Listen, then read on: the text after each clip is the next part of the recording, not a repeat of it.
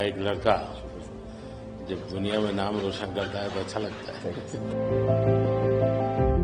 और आप तो नसीब वाले हो जी, आपके परिवार ने आपका नाम दिलजीत रखा तो आप जीतते ही जाते हो लोगों को। हम पढ़ते थे, मतलब ये लिखा हुआ सब जगह और खुद कि मेरा भारत महान। लेकिन मेरा भारत महान मैंने इस टूर में एक्चुअल जाना सर, जब मैं भारत घूमा ना जी पूरा, तो मेरे को पता चला ये क्यों कहते हैं मेरा भारत महान। सचमुच में भारत की विशालता एक अपना शक्ति है जी। ये बेनिफिट जनसंख्या है इसलिए मिलता है ऐसा नहीं है। हम लोग एक वाइब्रेंट सोसाइटी है।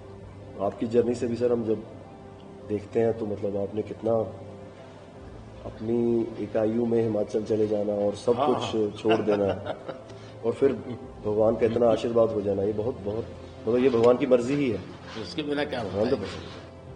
हमारे देश में हर इंसान पौधे में भी परमात्मा देखता है। 100% देखते हैं, मतलब हम वेस्टेज नहीं करते हैं। हाँ, थ्रो अवे कल्चर वाले लोग नहीं है। रिसाइकल रीयूज अभी दुनिया में नाम आया है, हमारे तो ब्लड में है। हाँ जी, दुनिया को इसका पता नहीं है।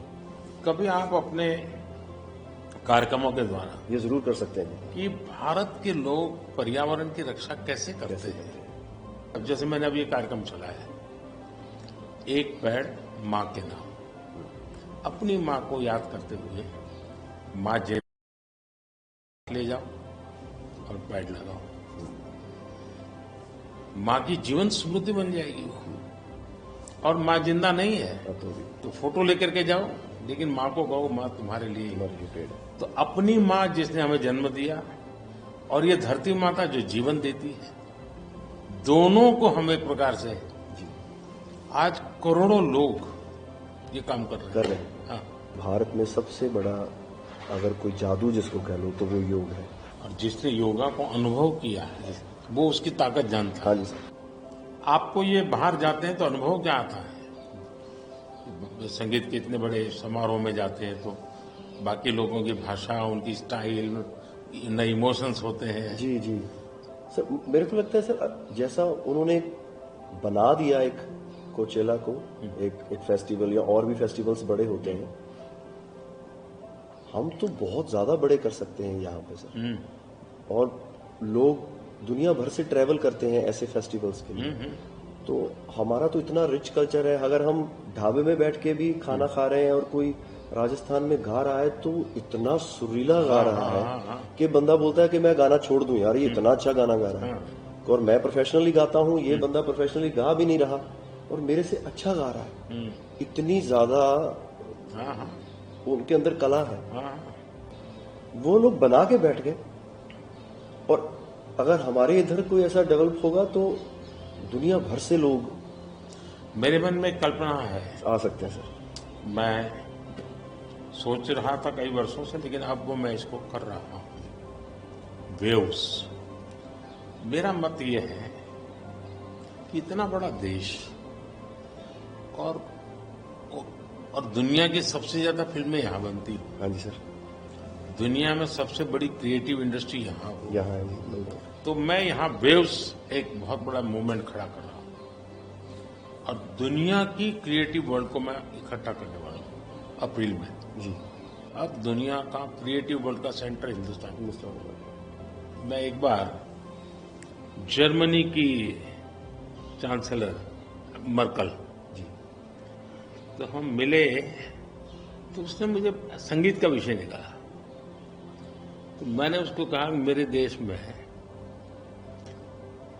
सूर्योदय के पहले संगीत हो ये अलग है और सूर्योदय के बाद अलग उसका है। टाइम अलग है। हाँ जी। मैंने कहा मेरे अलग अलग प्रहर मेरे यहाँ होता है, हर प्रहर का संगीत होता है। फिर मैंने कहा सैड सिचुएशन है तो एक संगीत है, जॉय है तो एक है। तो फिर उनको बड़ा इंटरेस्ट लिया।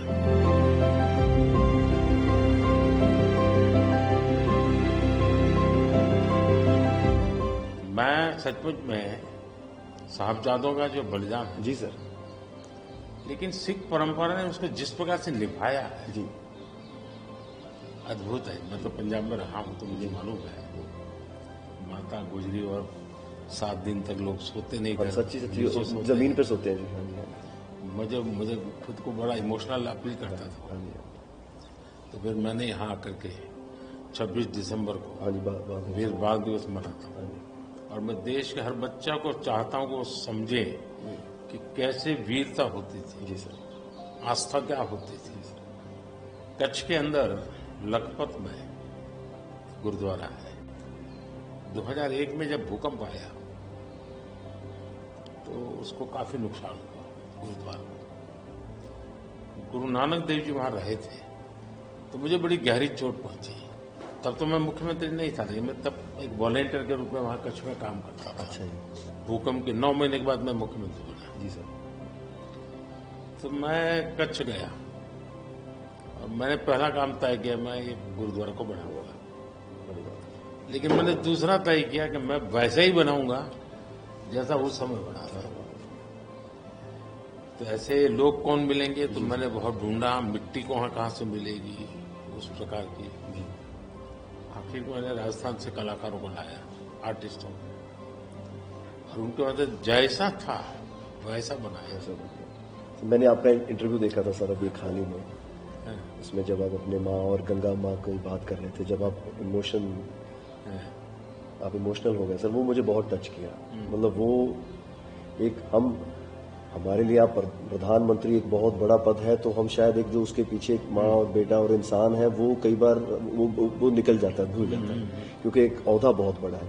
लेकिन वो जब आप अपने माँ को लेके और गंगा मैया को लेके, वो जो आपका वो दिल भरा, वो टच होता है सर। पता चलता है कि ये एक्चुअली ये दिल से बात निकली है, तभी दिल तक गई। सर ये हमने इंडिया की तरफ से ये पहला सबसे बिगेस्ट टूर हुआ है कि हमने जितने देशों में शोज किए, पहली बार स्टेडियम शोज किए सर हमने। ये इस साल जैसे टूर कल्चर हमारे कम था, हमारे अहमदाबाद में कहाँ किया आपने? गिफ्ट सिटी में? हाँ जी सर। वो गिफ्ट सिटी भी एक मेरा बड़ा ड्रीम प्रोजेक्ट। हाँ जी सर, हमने सबने हमको बताया सर, अब जब जलेबी फाफड़ा भी खाया और सबने बताया। सबसे बड़ी बात है, मैं आपकी तारीफ करने के लिए नहीं कह रहा, नहीं सर, इस शोहरत को पछाना। और मैं आपके व्यवहार से देखता हूं,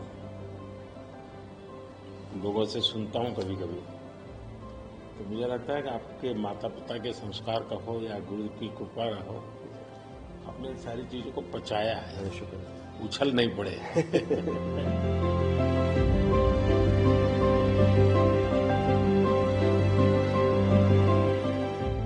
ਉਹ ਕਹਿੰਦੇ ਕਿੱਥੇ ਹੈ ਤੇਰਾ ਰੱਬ ਦਿਸਦਾ ਹੀ ਨਹੀਂ।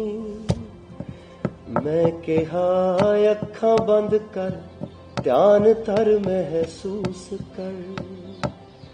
ਇਹ ਮਸਲਾ ਬਾਹਰ ਦੀ ਅੱਖ ਦਾ ਨਹੀਂ, ਅੰਦਰ ਦਾ ਹੈ। ਮੈਂ ਕਿਹਾ ਅੱਖਾਂ ਬੰਦ ਕਰ, ਧਿਆਨ ਧਰ ਮਹਿਸੂਸ ਕਰ। गुरु नानक ता अंग संग है, तू ही बस गैर हाजिर है। गुरु नानक, गुरु नानक, गुरु नानक।